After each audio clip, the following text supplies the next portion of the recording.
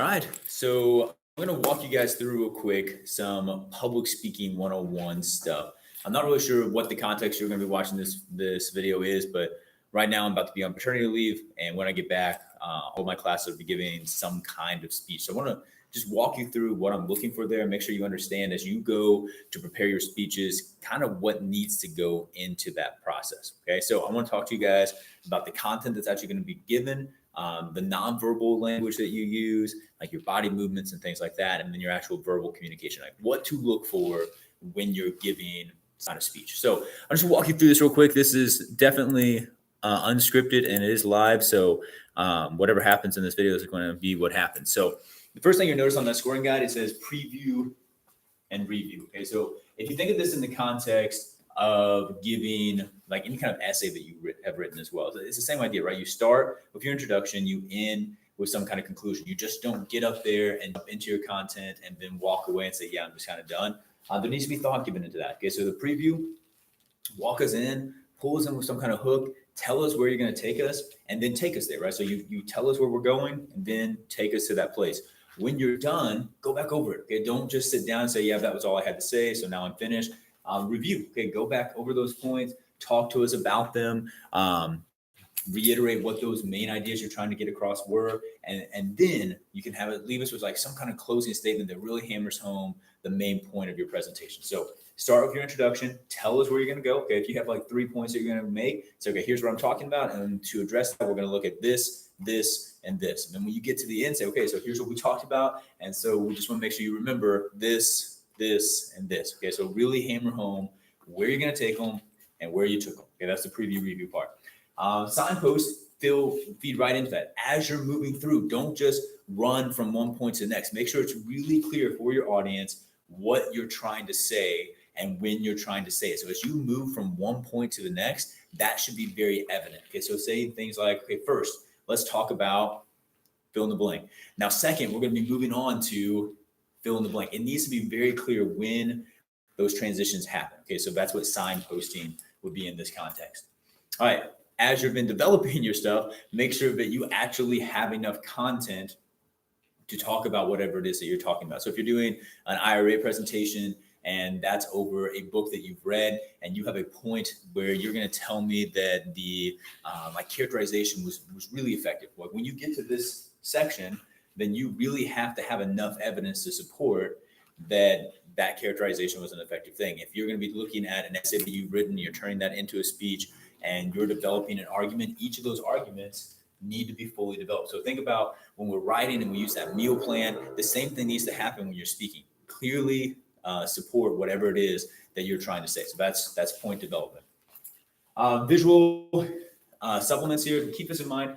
You will have to make some kind of visual aid for your presentation. It's part of the skill that I want you to get here, but that visual aid needs to just be an aid, which means you are not going to be reading that presentation to us. Okay, you can have something that helps. Okay, so something like this. I have one word on the slide, and then I'm going to walk you through whatever it is I'm talking about. I'm not going to turn around and just read this, go to the next slide, read that, go to the next slide. If I can get the same experience from reading your slides that I have from you reading the slides to me, you have made yourself unnecessary with your visual aid. Okay, visual aids are supplements. They do not take the place of you. Plus, reading from a slide is not a presentation. Okay, it's a totally different thing. I guess it's like reading time, and I guess there's a time and a place for that. But if you are giving a speech, you are not going to be reading word for word from the slides that you have up there. You are talking to us. Know your material well enough that when you get up here and you are talking to this class, you just tell us what we need to hear. Okay, this is reminder for you. It helps your audience track with you. It might have some kind of visual up there that maybe have some humor in it or something that breaks the ice a little bit for you. That's what the visual is there for. But if the visual is more important than you are, then that has become the presentation and you haven't really done anything. Okay, so keep that in mind. Audience adaptation, make sure that as you are talking, you keep your audience in mind. Okay, if you are talking about something incredibly technical and you know your audience needs background information, give that to them. Okay, don't talk down to them. Don't say stuff that's over their heads. Know who your audience is and make sure that as you give that speech, you develop it for them. Okay, You're not just talking for the benefit of talking in front of this room. You are talking to show them something. They are your audience. They are your purpose. Get that to them. Okay, so give some consideration for what they need to hear. Diction plays into this. I call diction the power of word choice. So use appropriate language. So inappropriate language in my classroom is never going to fly, but also make sure that you think intentionally about what you're about to say. And so when you get up here and you're going to say that your characters were like very well developed, make sure that that's what you mean. Make sure that the points that you have chosen are really intentional. Okay, so think about the words you're saying. Think about the language you use. Make sure it's not too confusing. Make sure it's not too complicated. Make sure it's also incredibly accessible to your audience, but also very purposeful, that it says exactly what you need it to say. Okay. Time, that's a kind of a given. Whatever your time frame is, like clearly for your assignment, you need to try and meet that time frame and not exceed it by too much. But that's just real life too. When you're giving a speech, a lot of times you're going to be given it in a context where they say, hey, we need you to talk to this group for X amount of minutes. It's very important that you learn from an early age how to control how long you speak for. Again, I learned this the hard way. I remember when I was in college, like I would get up and give speeches and I would just keep on talking. And one time I like way exceeded what the expectation was. And I thought that's awesome, right? I did more than I needed to. But my professor like totally dinged me on that because he wanted me to read just that time frame and only that time frame. And because I didn't, it looked selfish to him because I was taking over the time that other students could have had to present. And so make sure you're very conscious of what that time frame is and stay within those parameters. Okay, which means you have to practice this. Okay, you can't just wing it. Come to the first day, they were giving presentations, stand up and just talk for the very first time. You really need to think about how long this is going to take. So you're going to have to time it out at home. And we'll talk about this later, but I will say at home, it's probably always going to be a little bit longer than it will be in class because you tend to talk a little faster when you get in front of an audience. And so keep that in mind as well, like about how much wiggle room do I have? Be conscious of the time as you're giving the presentation and know here's things that I can cut if I need to, or here's where I can stretch them out and explain a little bit more if I have a little bit more time. So be conscious of that. Okay, so as far as your actual body language thing goes, that's your content. Here's your body language. There's a couple of things to keep in mind. Number one is gestures. Okay, gestures are any kind of movements that you make with your arms or your legs. I hope you don't do very many leg gestures while you're talking. And those are fine. Like most people talk with their hands to some degree. I definitely talk with my hands. I'm going to do it a lot right now because I'm talking about gestures. But there's a difference between like emphasizing with gestures and like being nervous. Okay, so if you get up here and the entire time while you're talking, you're like making little birds with your hands, or like you're constantly putting your hands in your pockets, taking them out of your pockets, touching your hair, scratching your nose, like those become kind of nervous gestures. And so if the entire time, like all we have is this is all that we're going to look at. But if you're using them in a little more controlled manner to draw attention to the points that you're making, like, hey, right now we're talking about our second point, which is body language, those are effective. So just make sure you use them for emphasis. Don't just be distracted by your nerves. Okay. And so naturally we're going to move, which is also why watching yourself give a presentation like before you actually give it is incredibly helpful. Okay. Body movement falls in directly in line with this whole idea too. You want to be confident. So I've had a couple people talk to me already about being nervous to do this in my classroom because I don't have a podium for you to stand behind. So there's nothing to hide behind. And that's very natural. Like when you give a speech, if you have something to hold on to, like you tend to kind of hide behind that and just like bare knuckle into that, and that's all you do. But if you don't have anything to hide, like you have to be a little bit more confident, right? And so I would say when you're up here, I want to see a little bit of movement. Okay, walk around a little bit, address the audience, talk to them, turn over here, address these people, look back there, talk to those people, turn over here, look at these people, show them that you're not afraid to be up here talking to them, or at least fake it. Because really, guys, that's what effective public speaking is all about. It's not about not being nervous. You will be, okay? And that's good. That's a humbling thing. You want be humble as you get up here. But effective public speaking is all about showing control, even when you're incredibly nervous, right? And so show them that you're okay with moving around. It's going to make you feel more confident as well as you give those speeches. But these kinds of movements, moving back and forth, looking over here, those are effective. But if the entire time you're giving a speech, you're kind of doing one of these, well, now all of a sudden we're like a little bit less effective and we're not confident, we're just distracting, okay? So if you're doing jumping jacks in the middle of your presentation, those are distracting movements, okay? Eye contact, we have talked about. You want to look into the eyes of your audience. Now, if this creeps you out too much, then I told you this in class, do not gaze into their eyes. Just look at their foreheads. Okay. Nobody's going to notice that that's any different. It's going to feel exactly the same. And then it still gives you that connection then with your audience. So try and make eye contact. And I would say make eye contact with the entire room. Okay. I'm like losing my breath. I almost choked on some eggs when I was eating lunch a second ago. So I'm like trying to get my composure from that. But as you're looking around, like move around to look at different people, because what tends to happen when people give presentations in this room is I'm back there in the corner grading you the entire time, and you just like lock in on me. And like the entire time, all you're doing is gazing awkwardly into my eyes. And that's really uncomfortable for me because I'm trying to like grade your paper and I give you all these comments. And if I look down, I feel guilty. Plus, I don't really want you gazing directly into my eyes for like the entire time you're presenting. And so share the wealth. Okay. Look around, talk to other people. If there are people in this room that make you uncomfortable, like just look at those foreheads. All right. But then if there are people that make you feel really good about yourself, so you have friends in this room, make sure you have times that you look at them and get yourself that little confidence boost. But share the wealth, look around, make eye contact with as many people as you can. Okay. Notes. And people ask me this all the time. They're always asking me about, can we use notes? Can we read from note cards or whatever? And notes are perfectly fine. There's nothing wrong with using notes during these presentations, but there's a difference between using notes and abusing notes. Know your weaknesses. Okay. Like I tend to never hold anything while I'm giving a presentation, at least not like some kind of paper, because I know my tendencies. If I have something like this in my hand, I'm going to like roll it up. I'm going to like whack things. I'll put it in the back of my pocket. I'll sit down on a desk and talk to you guys for a second. I'll get back up. I'll try and like unroll it and I'll be holding it for a second. I'll roll it back up. And by the time it's done, like this thing is like completely destroyed, right? Plus it's become my distraction. I used to always lecture with like pens in my hand. And if I have a pen in my hand, like I'm always going to like put it behind my ear and then like take it out behind my ear and then like throw it up in the air and catch it. And while that's highly enjoyable to me, it might be incredibly distracting to you guys. So know what your weaknesses are. You can't hold it without playing with whatever your notes are. Don't have it. Okay.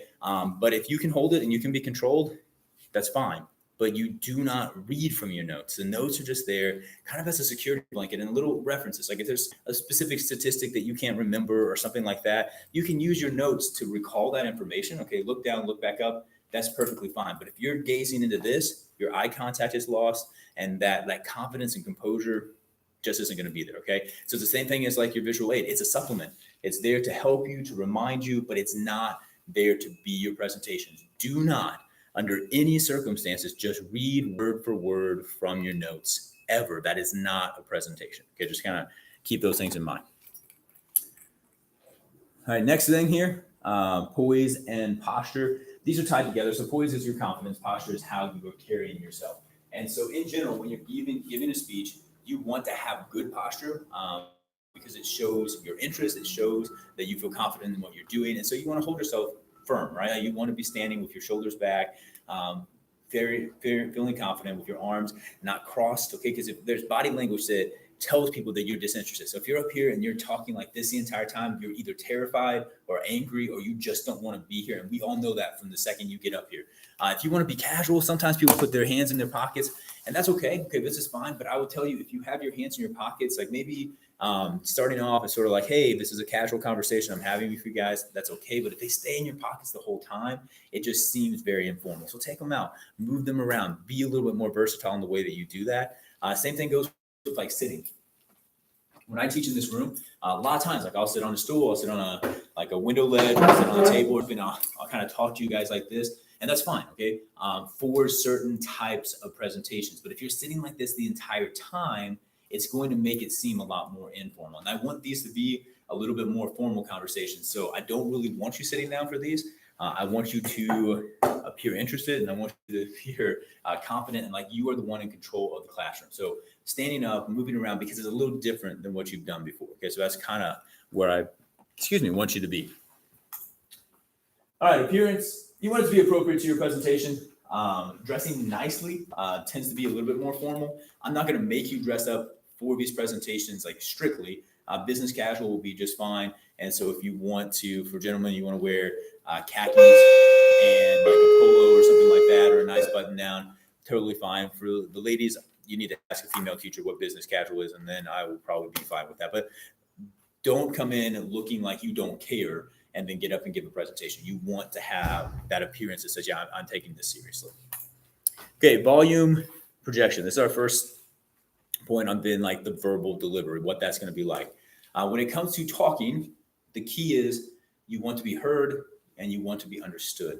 And so volume and projection is just making sure everybody in the room can hear you. This room isn't that big. So if you're giving a speech in this room, talking at a fairly moderate level is going to be just fine and everybody will hear you. But anywhere that you're at, just make sure that what you keep in mind is that the person who is furthest away from you needs to be able to hear you clearly. Okay, so you want to project your voice as much as you can so that they can hear you. You also want to use your volume as a tool. Okay, raising or lowering your volume draws attention to things. So if you're telling like a really serious story, you tend to get a little bit quieter because when you talk more quietly, it draws your reader's attention or your listener's attention in a little bit more, where they have to pay closer attention to what you're saying. Okay, but you don't want to be whispering so quietly that they can't hear what you're saying, because then they're never going to know what your point is. So you still want to talk softly while getting their attention. But if you raise your voice, then it grabs their attention in a different way too. So if you're trying to draw special attention, like maybe like, okay, point one, that gets them in, you know what your point is, and then you kind of move through. So use your volume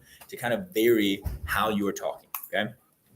Articulation and enunciation, you want to speak clearly, okay? When you get up here and you might be nervous, nerves tend to attack this to where you mumble or you kind of swallow your words a little bit or you rush through your words too much, and it's very hard to understand you. And so take a deep breath.